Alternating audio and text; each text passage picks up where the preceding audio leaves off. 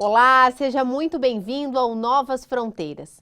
O design 3D e a fabricação digital não são apenas tendências, são as ferramentas que moldam o futuro da indústria. Eles permitem a criação de produtos complexos com uma precisão nunca antes vista, otimizando processos e abrindo um mundo de possibilidades. Hoje vamos mergulhar nesse universo que une tecnologia, inovação, sustentabilidade e transforma pixels em realidade. Para essa conversa, nós vamos cruzar o oceano e receber dois grandes especialistas da área. A coordenadora de transferência tecnológica do Centro de Tecnologias de Manufatura Avançada da Universidade Politécnica da Catalunha, na Espanha, Juliana Breda Soares, e o professor do curso de Arquitetura e Urbanismo da Universidade Franciscana, Christian Machado Fagundes. Sejam bem-vindos ao Novas Fronteiras. Muito obrigada, boa tarde a todos. Fico muito feliz com o convite de estar aqui conversando com vocês. Espero contribuir para o conhecimento aqui no Novas Fronteiras de todo mundo. Boa tarde a todos. Também agradeço pelo convite, agradeço também a participação da Juliana. Tenho certeza que será um programa bem enriquecedor. Juliana, eu começo te perguntando então, conta pra gente como é que começou a tua história e o teu envolvimento com a impressão 3D. Então, o meu envolvimento com impressão 3D começou lá em 2016, quando eu comecei meu mestrado na Universidade Federal do Rio Grande do Sul. E o meu projeto de mestrado foi desenvolver um novo material funcionalizado para impressão 3D. Então, desde aquela época, comecei a conhecer sobre as tecnologias de impressão 3D. Depois, meu próximo passo foi que eu participei de uma startup de impressão 3D, de alunos da engenharia lá da Federal do Rio Grande do Sul. Então, a gente desenvolvia também materiais, revendia impressoras 3D. E então tive uma trajetória aí de empreendedorismo como segundo passo, né, dentro do mundo de impressão 3D. Depois eu migrei para uma, multinacional no Brasil que desenvolve materiais, a Braskem, e compus o time de P&D lá da Braskem para desenvolver novos materiais para impressão 3D. Então teve aí mais um percurso de desenvolvimento dentro desse mundo das tecnologias, né, de impressão 3D. E depois, enfim, dei uma navegada em sustentabilidade corporativa e agora aqui na Espanha eu estou coordenando o time de transferência tecnológica dentro de um centro de tecnologias, se chama SIM UPC, é um centro tecnológico que cria novas tecnologias de impressão 3D aqui em Barcelona, dentro da Universidade Politécnica da Catalunha. Então, hoje em dia, minha missão é eu transferir essas novas tecnologias que estão sendo criadas para um negócio, ou então criar patentes que possam habilitar novos negócios de impressão 3D aqui na Europa. E professor Christian, da mesma forma, então, eu lhe pergunto como é que começou a sua trajetória, a sua história junto da impressão 3D? Diferente um pouco da Juliana, né? A minha área com a impressão 3D não é tão abrangente como a dela, porque a minha área justamente ela é do desenho, da modelagem tridimensional, que é a primeira ponta que leva à impressão 3D. Então acho isso muito bacana, porque é um complemento do que a gente tem de áreas, né? Isso é super interessante. E ela começou também no mestrado em 2016, no mesmo ano da Juliana, na Universidade Federal do Rio Grande do Sul. Acabei estudando o início da modelagem tridimensional, mas focado também junto com a impressão 3D. Depois tive a oportunidade de estudar no doutorado, também na Universidade Federal do Rio Grande do Sul, trabalhando com impressão 3D. E mais recentemente tive a oportunidade de participar do programa de doutorado de sanduíche pela CAPES, que tive a oportunidade de participar então desse programa por 6 meses na Universidade Internacional da Catalunha, em Barcelona. E lá também pude trabalhar com ferramentas 3D e com impressora 3D e com diversas técnicas para fabricação. Então isso foi bastante interessante e consegui trazer algumas tecnologias que ainda não tinha visto aqui na nossa região, principalmente no Rio Grande do Sul, né. E Juliana, a aplicação da impressão 3D ela pode impactar a produção industrial e torná-la mais sustentável por meio da otimização de materiais e da redução de resíduos? Com certeza, a impressão 3D ela pode trazer sustentabilidade em diferentes aspectos para a produção industrial, a começar pela tipologia de manufatura que ela é. Ela é uma manufatura aditiva, onde se adiciona o material seletivamente para a produção, né, de uma peça. Então, existe aí toda a lógica de depositar um material somente onde ele é necessário, o que faz um contraponto com algumas tecnologias de manufatura mais tradicionais, as subtrativas, por exemplo, como a usinagem, onde a gente vai descartando o material onde ele não é necessário. Isso gera uma certa quantidade de resíduos. Então, as próprias tecnologias, a lógica da tecnologia de manufatura aditiva, né, o adicionar o material camada sobre camada, já é um fator muito importante e relevante para trazer sustentabilidade para a produção, industrial. Além disso, essas tecnologias, como elas habilitam, a produção de peças com design mais complexo, que muitas vezes não era possível através de manufatura, tradicional, ela também possibilita uma lógica de customização em massa, por exemplo. Então, traz também a questão de um consumo mais consciente por habilitar a produção de peças específicas para a necessidade de cada usuário. Então, isso traz toda uma lógica de um consumo consciente por ter soluções mais adequadas para resolver o problema de cada um dos usuários desses produtos, né.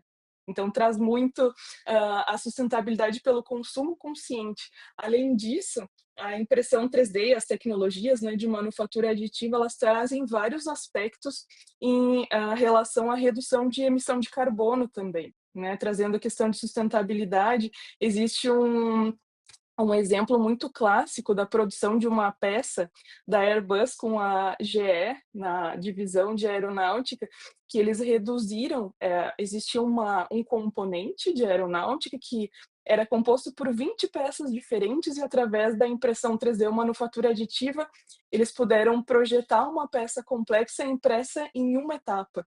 Então essa redução de componentes habilitada pela possibilidade de produção de peças complexas pela manufatura aditiva faz com que a produção seja mais rápida, mais econômica.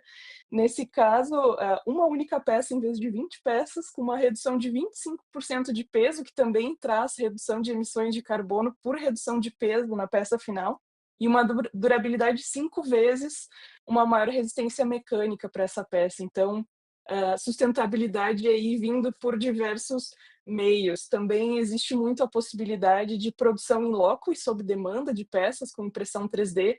Então, todo aquele consumo e emissão de carbono de transferir uma peça que às vezes é produzida num país longe, como a China, né?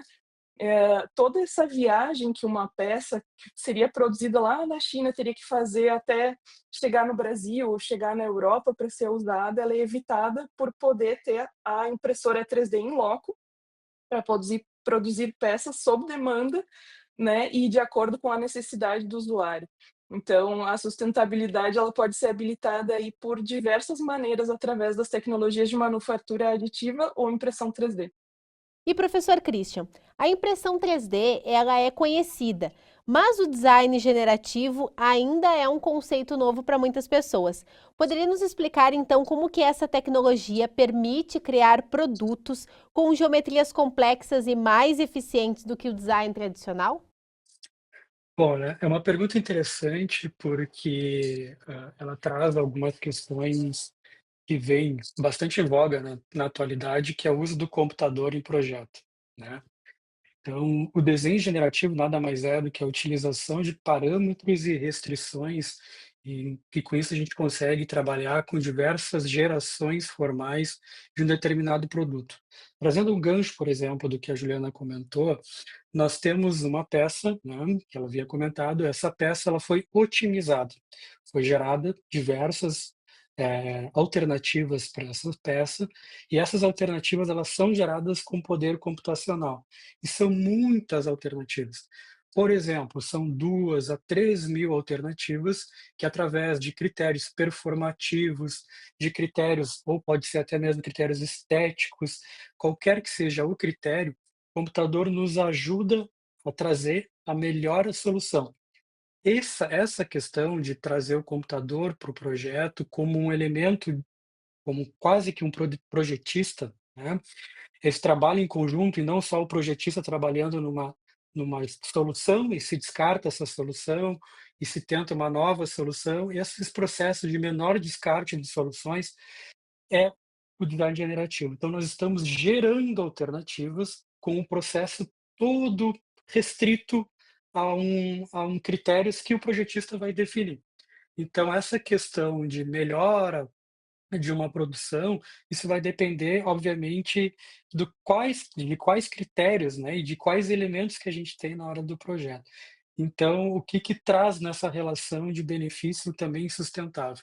Eu consigo, com o poder de computação, com uma velocidade de cálculo, criar alternativas e prever cenários futuros para que essa peça seja a melhor alternativa possível, e não testar essa peça massivamente, né, no método tradicional para verificar se ela está realmente funcionando.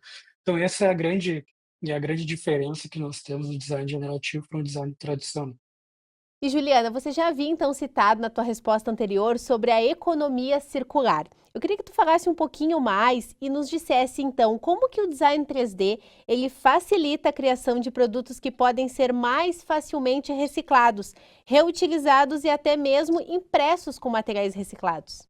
Certo. Eu vou entrar um pouco na minha área aqui como engenheira de materiais, falar um pouco dos materiais usados nas tecnologias de impressão 3D. Então, entrando somente no aspecto materiais, a gente já tem toda uma série de fatores que favorecem a reciclabilidade e a circularidade dos produtos que vão ser impressos em 3D. Então, para começar que, a matéria-prima usada nas tecnologias de impressão 3D, ela é intencionalmente preparada com uma formulação específica que vá funcionar nos equipamentos de impressão 3D. Então, a começar pela seletividade da matéria-prima que se usa nesse tipo de tecnologia, já se sabe exatamente a composição dos materiais que são usados para a produção dessas peças que serão impressas em 3D.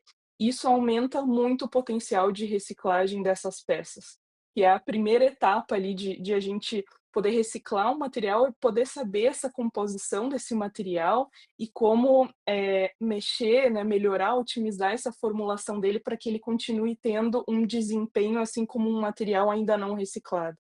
Então, a começar por esse ponto da seletividade dessas composições, né, desses compostos poliméricos ou dessas ligas metálicas que vão ser usadas nas tecnologias de impressão 3D, a gente já tem um direcionamento para aumentar esse potencial de reciclagem.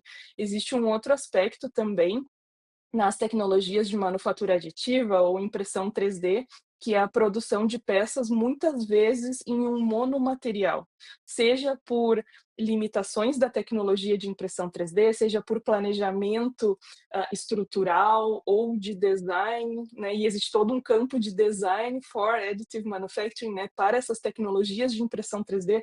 Como o professor Christian comentou, existe toda essa parte do design preparado para essas tecnologias especificamente. Então, muitas vezes são produzidas peças que são feitas de um único material nessas tecnologias. Isso também facilita muito a reciclabilidade desses materiais, né, desses produtos impressos. Outra possibilidade que a impressão 3D traz, né, para a economia circular é a possibilidade de projetar estruturas mais complexas, o que favorece, por exemplo, o uso de encaixes, em vez de agregar um material adesivo entre peças, o que é muito comumente usado na manufatura tradicional e acaba depois dificultando a reciclabilidade dos materiais, né, essa mistura de componentes, principalmente adesivos. Então, outra vantagem aí para a economia circular. Além disso, existe todo o mundo aí de uso de materiais reciclados. As tecnologias de manufatura aditiva, elas produzem baixa quantidade de resíduos, mas mesmo assim elas produzem sim resíduos. Como, por exemplo, as tecnologias que usam pó, elas, usam todo um depósito de pó que em partes vai ser usado para fabricar uma peça, mas existe um restante desse pó que ele não vai poder ser reutilizado numa próxima impressão. Mas hoje em dia já existe pesquisa e desenvolvimento, inclusive no centro onde eu trabalho, para reutilizar esse pó que não foi usado num primeiro processo de impressão 3D em outros processos de impressão 3D que têm menos requisitos mecânicos, por exemplo, técnicos. Então existe todo esse mundo de, também olhar para essas tecnologias e otimizar e reciclar o pouco resíduo que elas geram. E professor Christian, como que é a experiência prática com ferramentas de design 3D e fabricação digital oferecida aqui na universidade prepara os alunos então para os desafios do mercado do trabalho atual? Bom, né, tem uns aspectos bacanas em relação ao que a gente tem hoje de maquinários na universidade, né, principalmente pela criação do parque tecnológico, o nosso ITEC. Então, hoje nós conseguimos experimentar alguns dos diversos projetos que os alunos realizam, tanto na área do design, da arquitetura, ou de outros cursos que também possam experimentar a questão do uso das máquinas, é que eles conseguem realmente colocar em prática aquilo que eles pensaram. Isso é extremamente importante. Por quê? Porque dentro, por exemplo, do que comentou a Juliana na manufatura aditiva, na impressão 3D, que comparado a outros métodos de fabricação é um processo barato, é um processo que nós conseguimos aplicar ali o que o aluno pensou e desenvolveu para o seu projeto, nós conseguimos fabricar esse produto. Então é interessante que ele consiga entender esse processo. Então, essa questão de colocar a mão na massa, ela é realmente importante. E em outra questão também que nós temos, é a possibilidade de outros maquinários, não só da impressão 3D, como corte a laser, como comentou também a questão do pó, né, da fabricação de outro tipo. Então nós temos outras possibilidades tecnológicas para fabricação. Eu tenho uma disciplina que se chama Fabricação Digital e Prototipagem Rápida, ela sempre é ofertada ao longo de um semestre, e isso é interessante também porque traz um conceito, a gente trabalha com teoria, trabalha com essas questões de tecnologias, e isso realmente é um diferencial que nós temos dentro da nossa região aqui, diria até do estado, dessa possibilidade que a gente tem dessa alta gama de maquinários.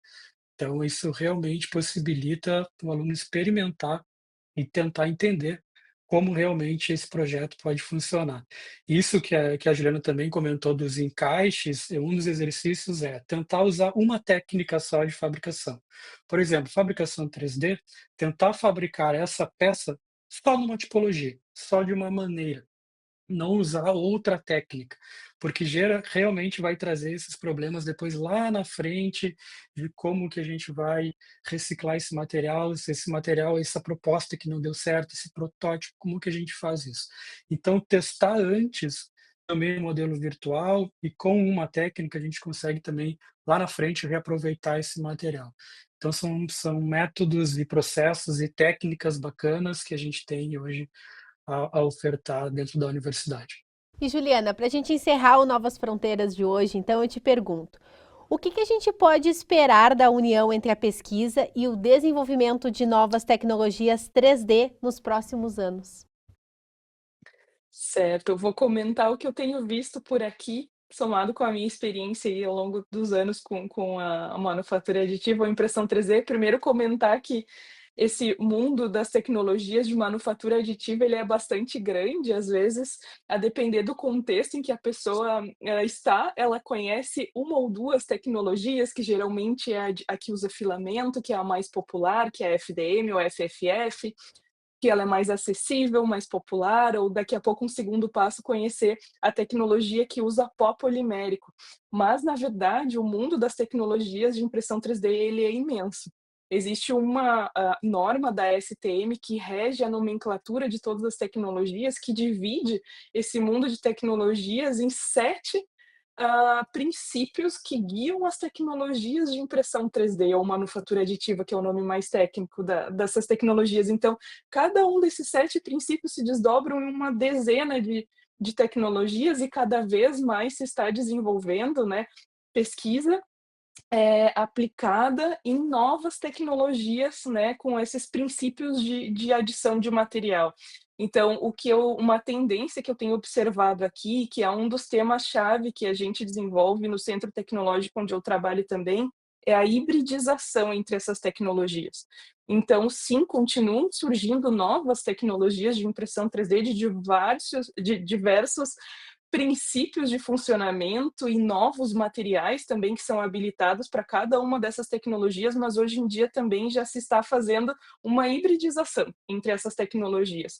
E isso habilita ainda mais as geometrias complexas, os diferentes materiais e mais aplicações, né, desse tipo de manufatura. Além disso, além da hibridização das tecnologias de impressão 3D em si, a hibridização dessas tecnologias com tecnologias habilitadoras como a inteligência artificial, né, e o professor Christian pode comentar também sobre, né, que tem toda uma trajetória aí de trabalho de doutorado nesse tema.